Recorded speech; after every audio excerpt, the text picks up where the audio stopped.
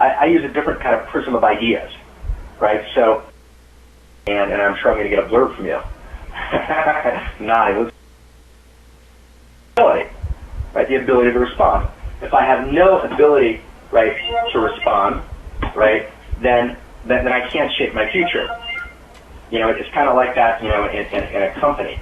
Let's turn this phone off. Kind of like that in a company, right? If a person says, hey, they did it, so then they cover themselves, but actually they're not that helpful to the company because every time something happens, somebody else is at fault, so they're not part of the solution because they're making themselves not part of the problem. So I think that's a very, very big deal. So we can maybe talk about that for a few minutes because it seems like a very, very big idea. In other words, and let me take myself as an example. Why take someone else, right? So I've gone through a hard 2 years. Now the question is how am I going to tell the story of these 2 years? There's a couple of different ways I can tell it.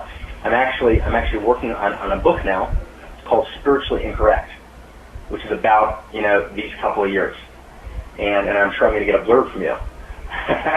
Nodding, Luke's nodding and smiling. And what I do in Spiritually Incorrect is I try and tell the story of what happened without mentioning any person, directly or indirectly, without slandering anyone. Not talking about people, just talking about what are the big ideas here, what's going on here, right? I try and talk about it from 10 different lenses. And what was you send me an email last night? Rosh Hashanah. Right. Just tell me about it. Me seeing the same story from different perspectives. Right. So I don't tell it from the perspectives of people. I use a different kind of prism of ideas. Right. So one way of telling the story would be, they did it to me. Story of betrayal. And we'll get to betrayal later because we talked about that this morning. You raised that a couple of times as one of the core questions you asked. So we'll get back to betrayal. But there's a betrayal story.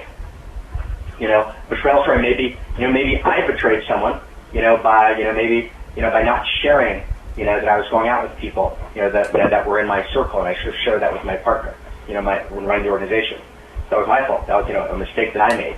And because that's my relationship, which is private with that person. Why and how that came about is my private conversation with him, which is not for here. Maybe people betrayed me, which I'm not going to talk about. In this right now in this context. But that's only one lens.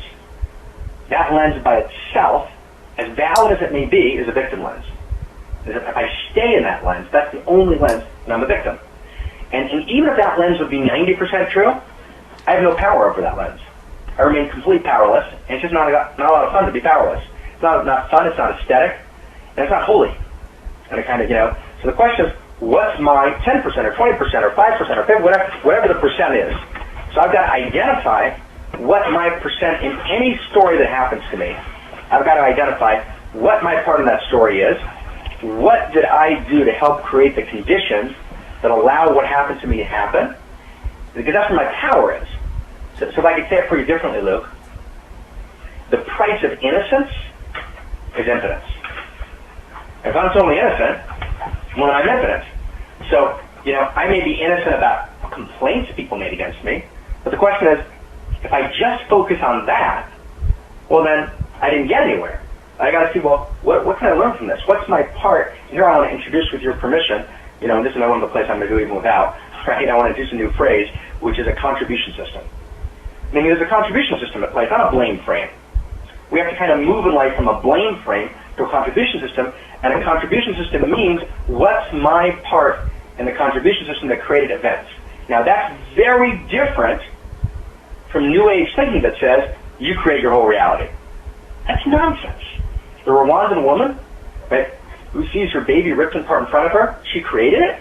That's utter nonsense. That's kind of Boulder, upper middle class, no real problems to speak of, which, realm, which rate in a real way, kind of self-indulged narcissistic nonsense. We don't create our own reality. A lot of things go into creating our reality. And that notion that kind of you hear in New Age circles, well, if it happened to you, you created it, just not true. That can only be said by people who are living very, very comfortable lives. A lot of bad things happen in the world, right, which we didn't create. I don't blame the Rwandan mother, right, for seeing her family massacred in front of her. So there's one position that says we create our own reality. That's position A. That's, let's say, position, that's all the way on the left. Position B is we create none of our reality, we're victims. Those are the two extreme positions. I think the more intelligent and the more true position, the deeper position is, no, I don't create my own reality, and I'm not a victim. there's a contribution system. And in the contribution system, I participate in creating a dimension of my reality for which I need to take response-ability, and, as the Talmud says, shit happens, right? And you need to deal with that, and sometimes I am victimized. And I need to know the balance between the two, and be able to hold that together. So that's a position that seems to me to be very, very, very, very powerful. So before I try to apply it to realities that we both know about, does that work? I mean, that I really basically just said in a different way what you said, actually. Exactly. And we're basically saying the same thing here. Exactly. Okay. So that creates a pretty powerful frame. That's a pretty powerful frame. So in that sense, both men and women need to own their power. Right? And we'll get to power in a second. That's something you talked about this morning. I want to get to that specific topic. But, men and women need to own their power. Right? So let me try and say it like this, and I'll try and get the idea out, then I'll pass it over to you. Because we're in a whole new field here. So men need to own their power in the sense that a man can't say, she said no, but I got carried away. Right? Because if she said no, and you got carried away, that's actually rape. Right? Now so part of a man's obligation is to own his power. Right? And because a man is actually physically often more powerful than a woman, right? So we have a kind of beautiful protection against the vulnerable one, right? And we have a kind of a whole set of laws, against rape, right? So that's a man who has to own his power, right? No is actually no, right? There's a whole complex other question, which I've never been involved with in my life per se, right? But there's a complex other question, which is what if the woman is saying no but acting yes? Right, it wasn't always saying no and acting yes. Right. Don't stop. Right, kiss me, right. Now, so that's a complex question. So let's talk about that separately. I'd like to talk about that. That's an important question. So let me put that aside. But let's talk about for a second about a straight no. Right? Straight no. Let's slap. Right, say no, slap. Exactly, right. That's a straight no. So when a man overpowers that no, right, that's a violation, right, of male power. Right? It's a violation of the vulnerable, of the helpless. It's an inappropriate deployment of power and deserves kind of correctly societal restraint and censure. So that's one. Women also have power. They have all sorts of power. They have intellectual power, right? They have feminine radiant power, right? They have sexual power, right? They have verbal power, right? Women, men and women both have power. The image of the powerless woman and the powerful man, that's something I hope feminism did away with. What feminism actually tried to say was, women are powerless. Women are autonomous and powerful. And so what's happening now is actually a little bit paradoxical and tragic.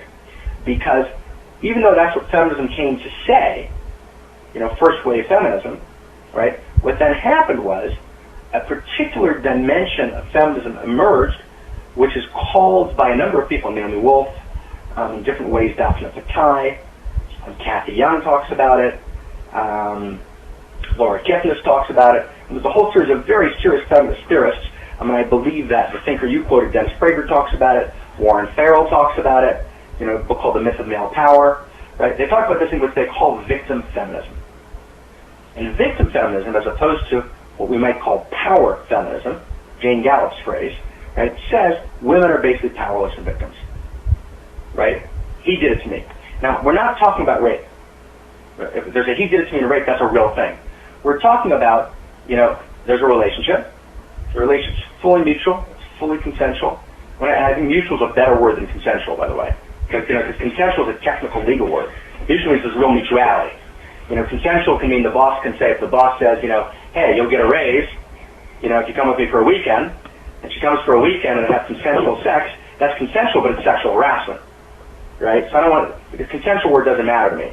I want to say the word mutual is a better word. So they have a relationship that's completely mutual, where both man and woman, right, engage, initiate, etc. And that doesn't work. And then she goes back and rereads the story, reworks the story, and it becomes a harassment story. That's a violation of feminine power. That's actually not okay. Right? That's a violation, right, of